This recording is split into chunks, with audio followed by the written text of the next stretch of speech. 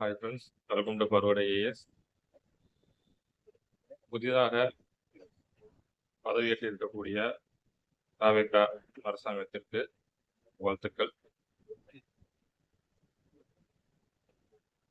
திரு விஜய் அவர்களுடைய தலைமையிலான தாவேகா அரசாங்கத்திற்கு ஒரு கோரிக்கையை முன்வைக்க விரும்புகிறேன். டிஎன்பிசி படிக்கக்கூடிய மாணவர்களின் சார்பாக டிஎன்பிசி எக்ஸாம் பொறுத்தவரைக்கும் கிட்டத்தட்ட 20 லட்சம் மாணவர்கள் சென்றிருக்காங்க. பல மாணவர்கள் மத்தியில் ஒரு குழப்பம் நிலவுது. என்ன குழப்பம் அப்படின்னா, சிலபஸ் சேஞ்ச் பண்ணுவாங்க இல்லையா அப்படின்னு. பொதுவாக அரசாங்கங்கள் மாறுறப்ப சிலபஸை சின்ன சின்ன சேஞ்சஸ் பண்ற வழக்கத்தை ஒரு சில அரசாங்கம் கம்ப்ளீட்டாகவே மாற்றிருக்காங்க.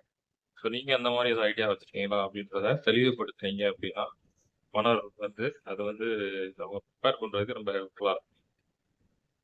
நான் ஓல்டு சிலபஸை கஷ்டப்பட்டு படித்து நீங்கள் சப்போஸ் திடீர்னு நோட்டிஃபிகேஷன் போட்டதுக்கப்புறம் நியூ சிலபஸ் சேஞ்ச் பண்ணிட்டீங்க அப்படின்னா அவங்க போட்ட எஃபர்ட் எல்லாமே வேஸ்ட் ஆயிடும். நான் சொல்ல வர்றது என்ன அப்படின்னா, நீங்க உடனே நோட்டிஃபிகேஷன் போடுங்கன்னு சொல்ல வரல.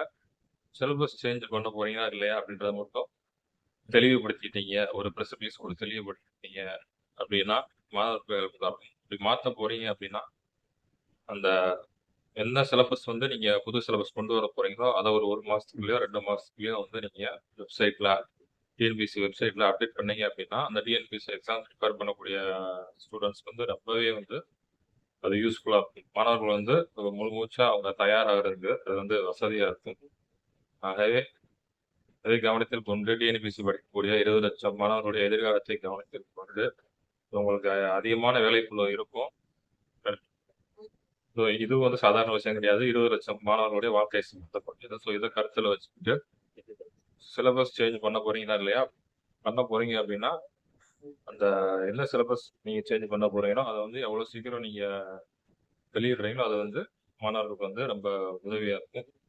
இந்த கோரிக்கையை புதிதாக பதவியேற்றுள்ள திரு விஜய் அவர்களுடைய தலைமையிலான தாவேகா அரசாங்கத்திற்கு ஒரு கோரிக்கையாக முன்வைக்கிறேன்.